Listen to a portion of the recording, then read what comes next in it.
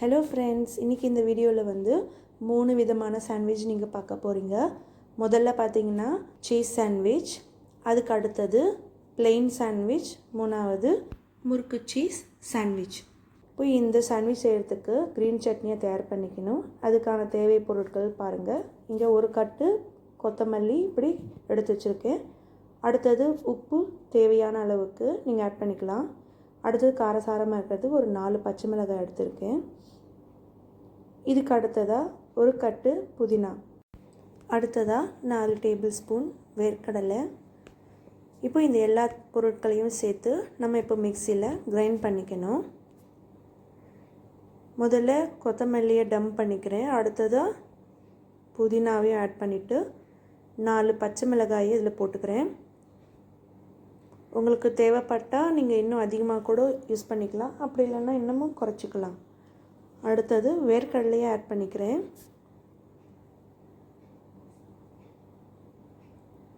கொஞ்சம் புளிப்பாக இருக்கிறதுக்கு ஒரு 2 டேபிள் ஸ்பூன் அளவுக்கு லெமன் ஜூஸ் ஆட் பண்ணிக்கிறேன். அடுத்ததாக உப்பு. இதில் அரை கப் தண்ணியை ஆட் பண்ணிட்டிங்கன்னா நல்லா பேஸ்ட்டு போல் வந்துடும். ரொம்பவும் தண்ணி ஆட் பண்ணிடாதீங்க, அதுக்கப்புறம் தண்ணி ஆகிடும். இந்த மாதிரி பதமாக கிரைண்ட் பண்ணிக்கோங்க. இந்த க்ரீன் சட்னி வந்து 2 டேஸ் வரையிலும் நீங்கள் ஃப்ரிட்ஜில் வச்சு அழகாக யூஸ் பண்ணிக்கலாம். இப்போது சாண்ட்விச் ப்ரிப்ரேஷனுக்கு தேவையான பொருட்கள் பார்க்கலாம். இங்கே பார்த்தீங்கன்னா ஒரு 6 சீஸ் எடுத்து வச்சுருக்கேன். அடுத்ததாக ஒரு கப்பில் பட்டர். இதுக்கு அடுத்தது கொஞ்சம் பெரிய பெரிய சைஸில் ஆனியன்ஸ் கட் பண்ணியிருக்கேன். முறுக்கு சாண்ட்விச்சுக்கு தேவைப்படுற அளவுக்கு சின்ன சின்னதாக இது பாருங்கள், இந்த மாதிரி கட் பண்ணியிருக்கேன். இதுக்கு அடுத்ததாக தக்காளி. இது வந்து ஓவல் ஷேப்பில் இந்த போல் கட் பண்ணிக்கலாம், இல்லை உங்களுக்கு சைஸ்க்கு எந்த மாதிரி வேணுமோ அந்த மாதிரி நீங்கள் கட் பண்ணிக்கலாம். அடுத்ததாக உருளைக்கிழங்கு பார்த்திங்கன்னா இதில் சின்ன சின்னதாக கட் பண்ணியிருக்கேன். அடுத்ததாக வெள்ளரிக்காய். இதுலேயும் பாருங்கள் சின்னதாக ட்ரையாங்கிள் ஷேப்பில் கட் பண்ணியிருக்கேன், முறுக்கு சாண்ட்விச்சுக்கு தேவைப்படுறதுக்கு. அடுத்ததாக ஒரு கப் ஃபுல்லாக முறுக்கு. இது ரெடிமேடாக கடையில் உங்களுக்கு கிடைக்கும். அடுத்ததாக ஒரு கப் சேவ். அடுத்ததாக ப்ரெட்டு வந்து இந்த மாதிரி சைட்ஸில் இருக்கக்கூடிய அந்த ப்ரௌன் கலர் எல்லாத்தையுமே ரிமூவ் பண்ணிவிடுங்க, ஏன்னா அது கொஞ்சம் ஹார்டாக இருக்கும். அதுக்காக வந்து நான் இந்த போல் கட் பண்ணியிருக்கேன். இப்போது அது எப்படி கட் பண்ணணுன்றதும் பாருங்கள். இந்த ப்ரெட்டில் வந்து பாருங்கள் 4 சைட்ஸ்லேயுமே இந்த ப்ரௌன் கலர் இருக்கு இல்லையா, ஸோ இது தான் நான் வந்து ரிமூவ் பண்ணியிருந்தேன். இப்போ இது எப்படி ரிமூவ் பண்ணலான்னு பார்க்கலாம். வந்து இந்த சைட்ஸில் இப்படி ஓரமாக ஸ்லைட்டாக கட் பண்ணிக்கோங்க. அப்படி கட் பண்ணாலே அது எல்லாமே போயிடும். இதுக்கு அடுத்ததாக நம்ம எடுத்து வச்சுருக்க பட்டர் வந்து இது மேலே இப்படி அப்ளை பண்ணிவிடுங்க. ஸோ ஒவ்வொரு ப்ரெட்லேயும் உள் பக்கமாக இந்த மாதிரி அப்ளை பண்ணிவிடுங்க.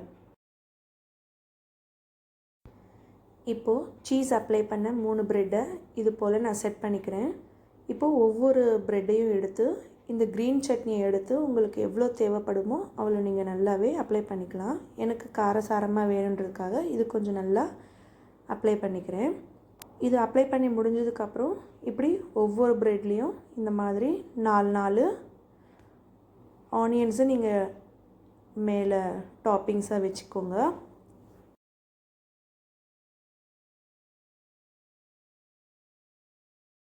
இதுக்கு அடுத்ததாக உருளைக்கிழங்கையும் அதே மாதிரி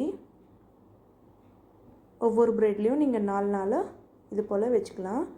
அடுத்தது அதுக்கு மேலே தக்காளி. இப்போ இதுக்கு மேலே வெள்ளரிக்காவையும் நான் செட் பண்ணிக்கிறேன்.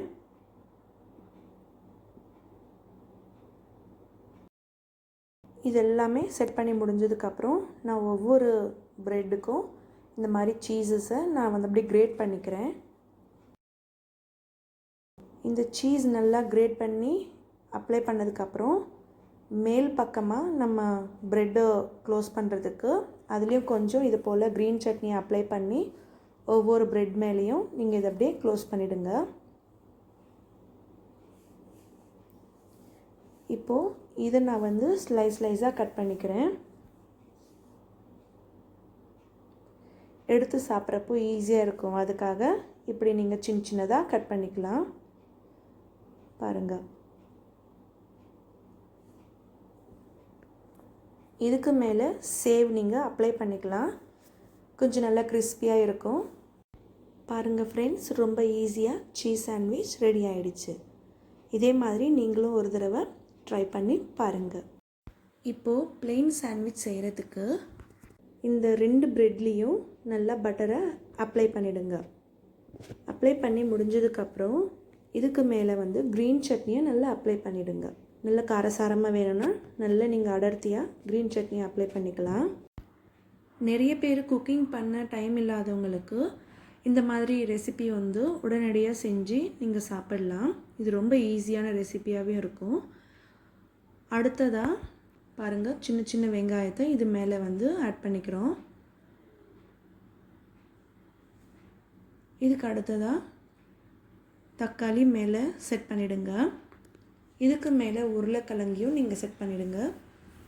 அதுக்கு மேலே வெள்ளரிக்காவையும் ஆட் பண்ணிக்கலாம். இதுக்கு மேலே அந்த ப்ரெட்டை க்ளோஸ் பண்ணி இப்படி கட் பண்ணி அது போல் நீங்கள் சேவை மேலே தூவிட்டு இது நீங்கள் ரெடிமேடாக சாப்பிட்லாம். பாருங்கள், ப்ளெயின் சாண்ட்விச் ரெடி ஆகிடுச்சு. நீங்களும் உங்கள் வீட்டில் இதே மாதிரி ஒரு தடவை ட்ரை பண்ணி சாப்பிடுங்க. ரொம்ப டேஸ்டியாகவும் இருக்கும்.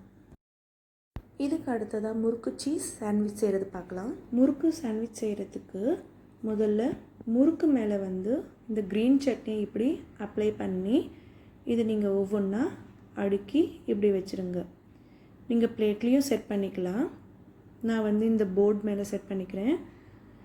பாருங்கள், இந்த மாதிரி நான் ஒவ்வொன்றா இப்படி லைனாக அடுக்கிட்டே இருக்கேன். அதாவது 3 வைக்க போகிறேன். இந்த முறுக்கு சாண்ட்விச்சில் முக்கியமாக ரொம்ப பொறுமை தேவைப்படும். அதிலே அடுக்கி வைக்கிறதுல தான். சில பேருக்கு பழக்கம் உள்ளவங்களுக்கு ஈஸியாக இது வந்துடும். பழக்கம் இல்லாதவங்களுக்கு இது கொஞ்சம் கஷ்டமாக இருக்கும். பட் இந்த மாதிரி நீங்கள் செட் பண்ணிக்கலாம்.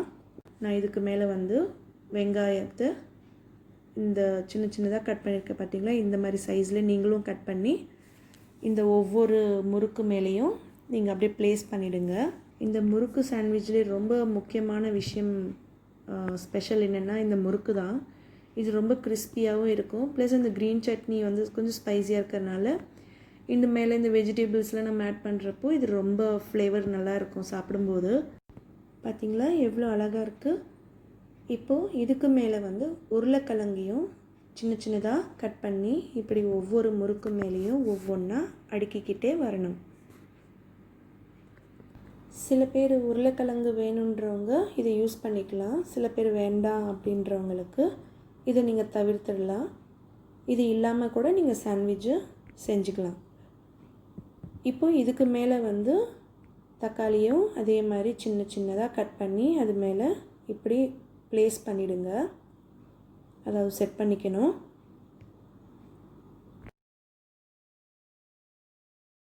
இப்போது நம்ம ஃபைனல் டச்சுக்கு வந்துட்டோம். இப்போது க்ளோஸ் பண்ணுறதுக்கு முன்னால் அந்த ஒரு முறுக்குக்குள்ளே க்ரீன் சட்னி அப்ளை பண்ணி இந்த மாதிரி க்ளோஸ் பண்ணிவிடுங்க. இந்த மாதிரி ஒவ்வொரு முறுக்குக்கும் உள்ள க்ரீன் சட்னி அப்ளை பண்ணி இப்படி கவர் பண்ணிவிடுங்க. இப்போது இதுக்கு அடுத்தபடியாக சீஸை நல்லா கிரேட் பண்ணிவிடுங்க. இந்த மாதிரி எல்லா சைட்ஸ்க்குமே சீஸ் நல்லா அப்ளை ஆகிற அளவுக்கு நல்லா அப்ளை பண்ணிவிடுங்க. ஃபைனலாக இதுக்கு மேலே சேவ் நீங்கள் நல்லா தூவிட்டு இது நீங்கள் ரெடியாக எடுத்து சாப்பிட்லாம். பாருங்கள், முறுக்கு சீஸ் சாண்ட்விச் ரெடி ஆகிடுச்சு. இதே மாதிரி நீங்களும் உங்கள் வீட்டில் ஒரு தடவை ட்ரை பண்ணி பாருங்கள். ரொம்ப டேஸ்டியாக இருக்கும். என்னோடய வீடியோ உங்களுக்கு ரொம்ப பிடிச்சிருந்தா மறக்காமல் சப்ஸ்கிரைப் பண்ணுங்கள். தேங்க்ஸ் ஃபார் வாட்சிங்.